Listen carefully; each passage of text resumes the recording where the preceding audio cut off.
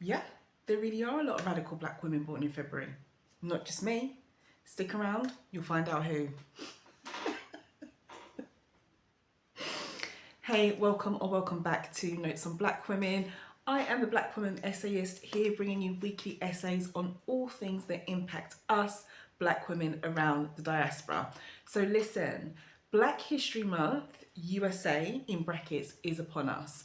And one of the things I enjoy about being a Black British person or a Black person who resides in Europe as a Black European is I get to experience looking at our history as women and our history as people from many different perspectives across 2 different months. So we have February for the USA and of course October for my native UK date.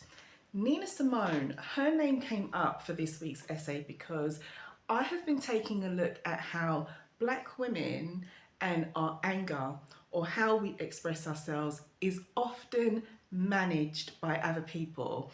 And they, when I say they, you know who I'm talking about, they do certain things to try and make us feel as though we are in the wrong or we are having an issue with how we're presenting our problem. Nina Simone is a very interesting case because what they actually did with her was they used pathology to basically disregard her feelings, disregard her honesty, and disregard her truth. Why this is interesting is because it's something that Black women should be aware of, and it's something that we should use to our advantage. If we know that it happens, then obviously we can always beat the enemy. So stick around, let's find out what we need to know about Nina Simone and her case, and I'll catch you on the other side.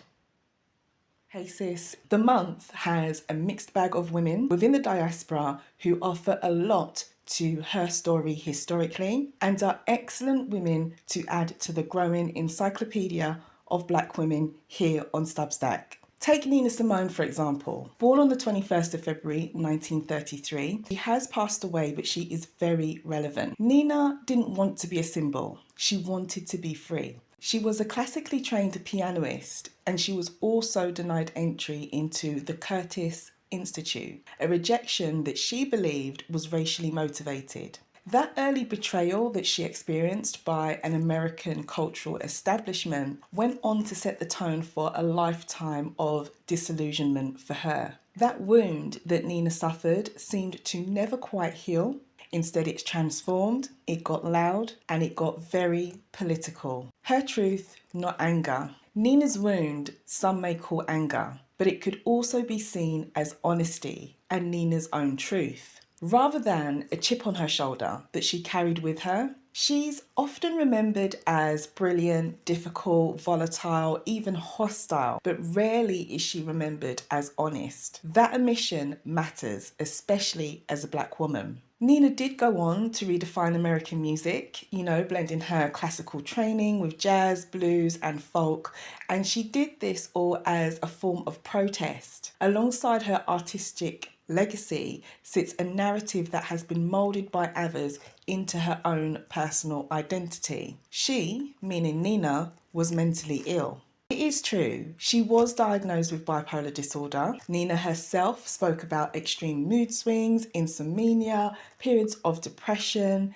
and episodes of intense rage. On paper, the diagnosis adds up. That said, to stop there, to treat her diagnosis as an explanation rather than to put into context is to participate in the very labelling, erasure, and box assigning that many Black women, including Nina, spend their life trying to resist or protesting against. Context is needed with Nina. Nina's mental health and anger didn't develop in a vacuum of sweet, stable, and unprovoked life experiences. She was a Black woman coming of age in Jim Crow America, watching the daily humiliation of her own people, the assassination of civil rights leaders, the bombing of Black churches, and the murder of Black children. The list goes on. She witnessed a key event against the Black American community, which sparked more rage that spilled over into her musical protest. After the 1963 Birmingham church bombing, which was carried out by members of the Ku Klux Klan that killed 4 young girls, Nina wrote Mississippi Goddamn. This was a song that she penned in under an hour. A song so furious, so unfiltered, so angry, it shocked audiences accustomed to a more placid or even palatable type of protest. The backlash was swift. Radio stations smashed records, concert promoters distanced themselves. She was labelled aggressive, unstable, ungrateful. Any of this sound familiar to you? Suddenly, she was the angry black woman.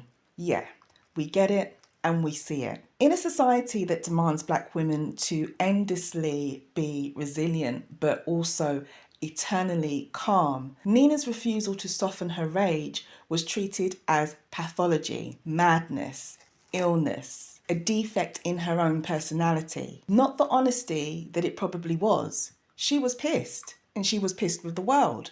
Her political clarity was reframed as volatility. Her refusal to perform submission was interpreted as mental instability. This is the danger black women face when our emotional truth collides with our own power. We are not debated on our issues or our points of anger. We are diagnosed, be it via labels, personality traits, characteristics, or even medically or pathologically. They label our honesty, they downplay our rage, and they tell us we're unstable. Nina, no doubt, herself understood this. She spoke openly about how the industry exploited her brilliance while offering no protection, no care, no understanding of the toil extracted by the constant performance under racial terror or the racial heat that she was experiencing. The music business took her labour and dismissed her feelings. Again, does any of this sound familiar? So goodbye, USA. Her response to all this, like many black Americans before her and certainly after her, Nina simply left. In the late 1960s and 70s, she moved between Liberia, Switzerland, the Netherlands, and finally to France. Her departure has often been framed as some kind of exile driven by her own instability. It could be argued as something entirely different. Refusal. Refusal to keep explaining racism to a country that's committed to misunderstanding it. Refusal to keep performing pain for an audience who applaud her voice but will ignore her message. France, even with all its contradictions, seemed to offer Nina some kind of distance from the American racial heat of the time. In Europe, she could be difficult without immediately being criminalised. She could be angry without being dismissed as incoherent, complex without any kind of apology. This context matters when we talk about Nina and her mental health. Bipolar disorder may explain the intensity of Nina's emotional swings, but it does not explain her politics, her beliefs, her truth, her overall anger. It does not explain her critique of white supremacy. Also, it does not explain why her observations about her home country, its violence, its treatment of black people and the black experience have all aged with devastating accuracy. To collapse Nina's rage into illness alone is to remove the systems that provoked it. Black women have long been punished for emotional honesty globally. When we're quiet, we're invisible.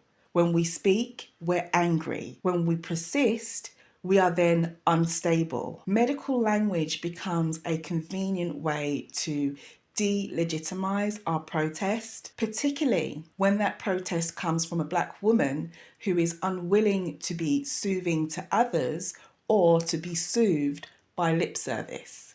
The truth black women should hold. Nina's legacy demands that we hold two truths at once. She struggled with mental illness, yes, and she was responding rationally to the world. Her pain was personal, yes, but it was also very political. To think about Nina Simone today, especially in February, not just for her birthday, but also for American Black History Month, is to ask a few harder questions.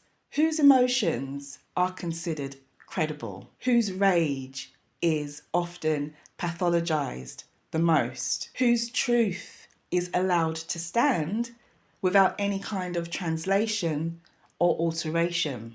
Nina did not leave America because she was broken. She left because she was awake, with her chaotic mood swings and all. A woman to be remembered. The message for Black women globally we can take from Nina Simone's story is this: your anger and feelings are not things to be labelled, pathologized, or moulded into you being the problem in quotation marks. It's your truth.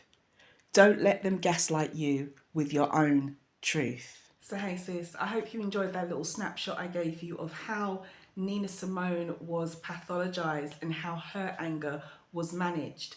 So the main message for Black women to take away from her example is this: your feelings, how you present them, your truth, your honesty, as in Nina's case, is not something to be diagnosed. It's not something to be labelled with pathology, and it's not something for them to gaslight you with to make you feel as though you're the problem.